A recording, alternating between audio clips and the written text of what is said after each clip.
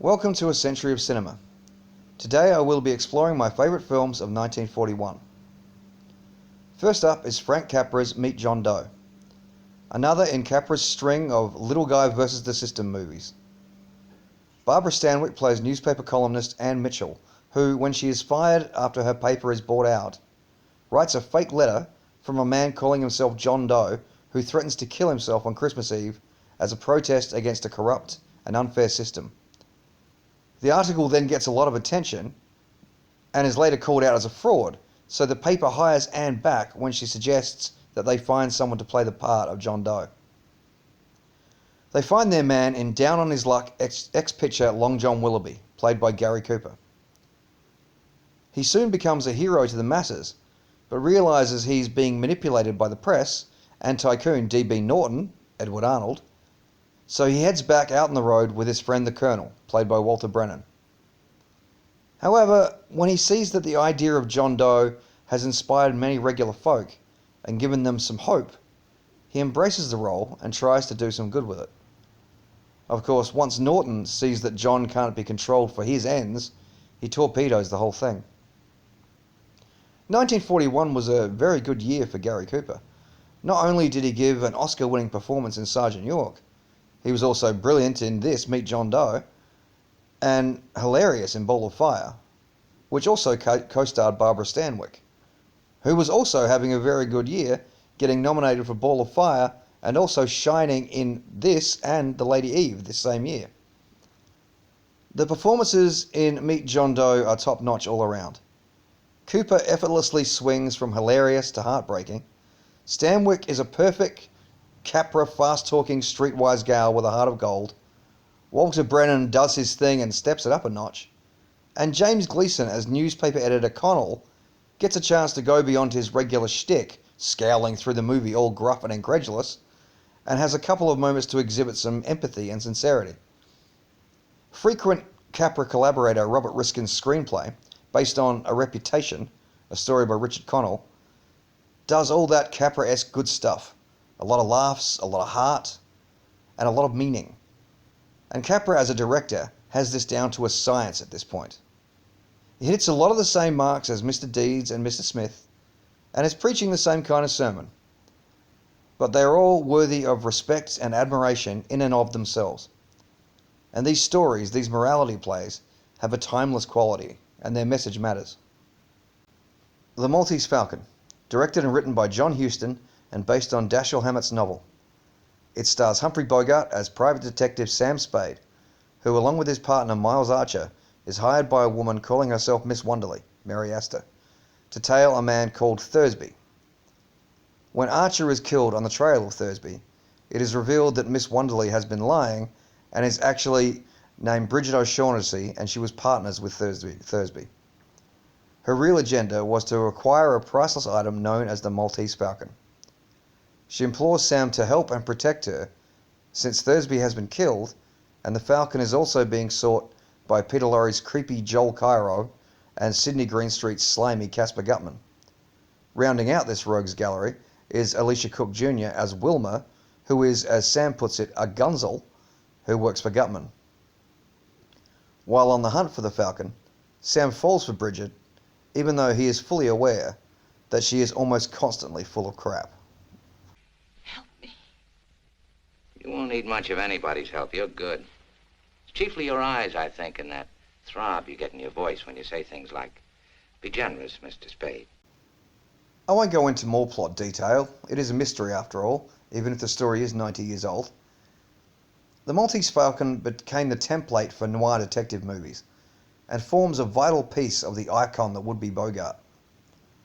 This was John Huston's directorial debut, and despite his impressive body of work, there is an argument to be made that the Maltese Falcon may be his best. Also, he was having a good year as a screenwriter. Apart from this, he also penned Sergeant York and another film that will appear later in this video, again with Bogart.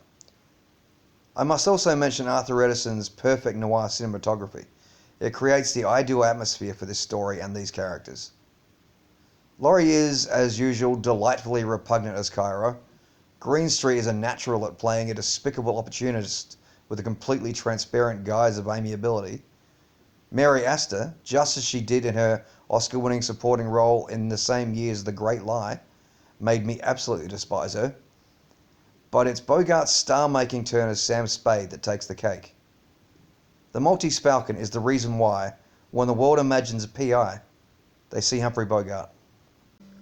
Ladies in Retirement, directed by Charles Vidor, stars Ida Lupino as Ellen Creed, a companion and assistant to retiree Miss Fisk.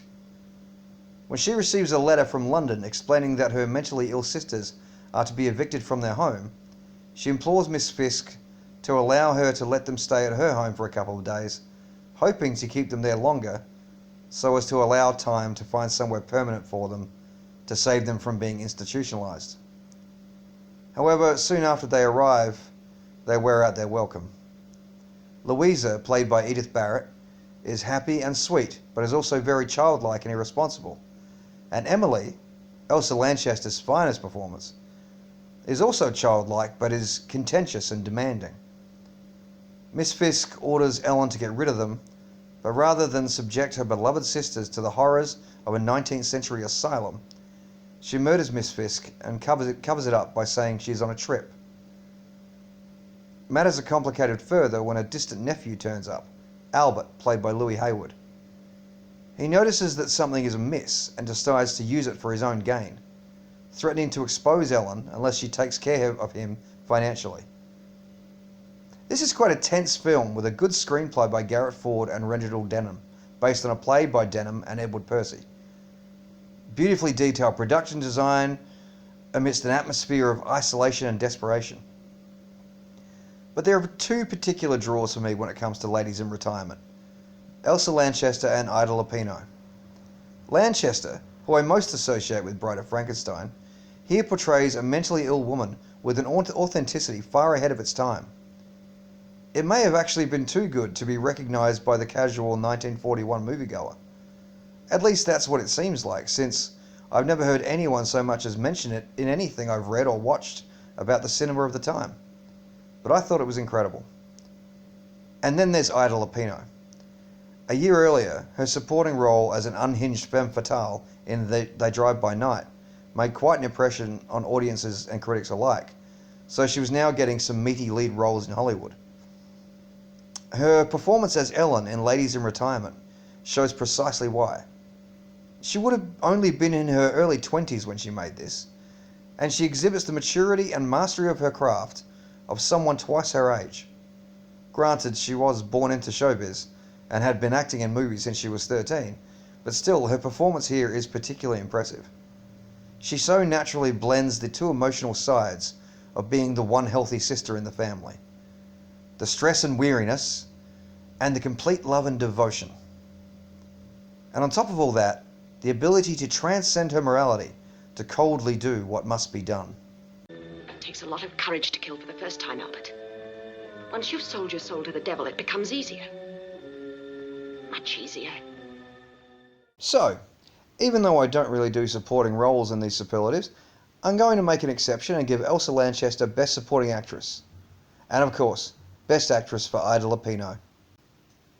Next up is the Citizen Kane of movies, Citizen Kane. Orson Welles' groundbreaking debut as star, co-writer, and director. It begins with the death of larger-than-life media mogul Charles Foster Kane and his mysterious last word, Rosebud. The film follows a reporter in his search for the meaning of that word. During that search, various important people in Kane's life are interviewed, and the life of Kane unfolds on screen, or at least perspectives on that life.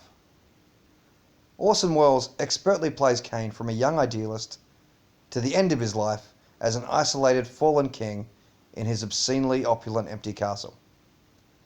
His story is told through the eyes of his butler, his guardian Thatcher, his colleague Bernstein, his second wife Susan, and his estranged best friend Jedediah Leland, played by Joseph Cotton, who, like many others in the cast, is making his major film debut.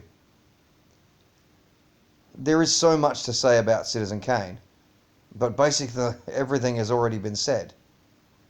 It is regularly hailed as the greatest film of all time, and there is no denying its brilliance. Orson Welles mastered filmmaking on his first try, and he did not do it by playing it safe either.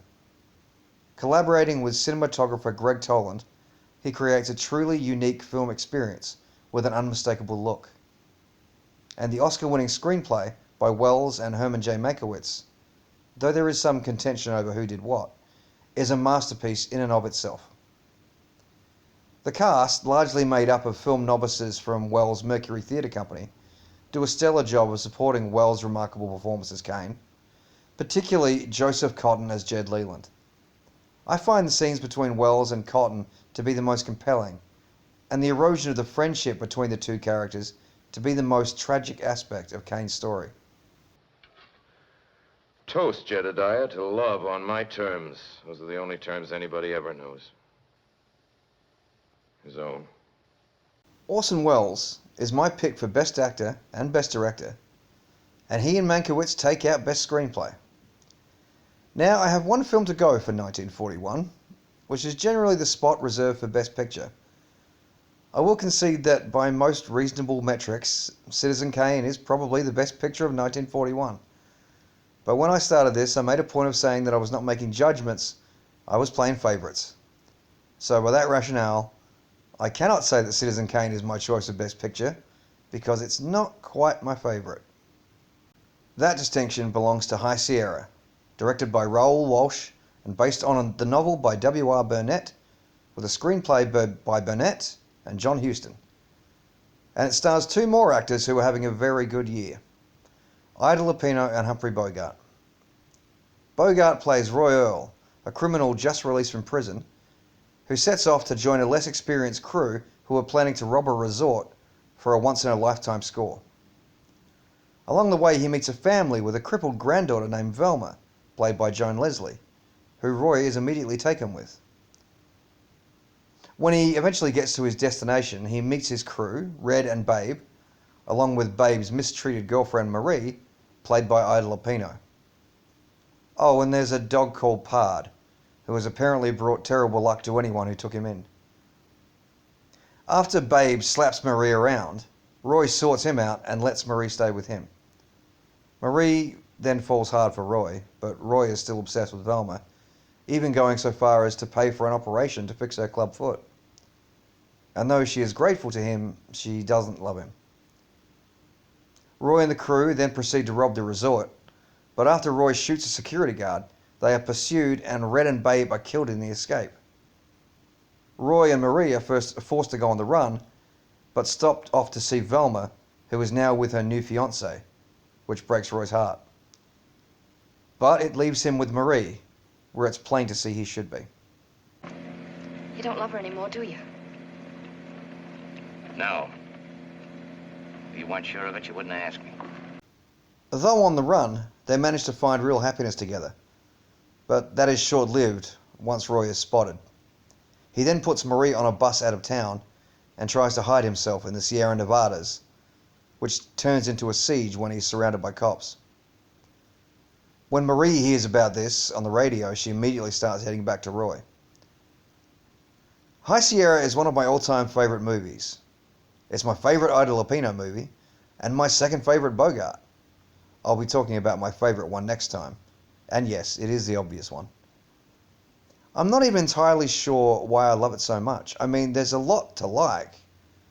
Two of the classic performers I most enjoy are the stars of it, and they are giving what I believe to be top-tier performances.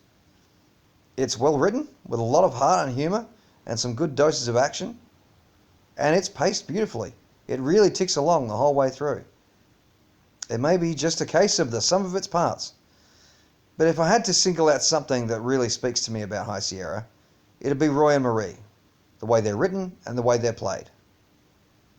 You know what? I haven't done a best duo since 1937, so yeah, let's give that to Bogart and Lupino as Roy and Marie. And best, or at least favourite picture of 1941 goes to High Sierra. Join me next time on A Century of Cinema when I will be discussing my favourite films of 1942. That's a big one. Now, go watch a movie.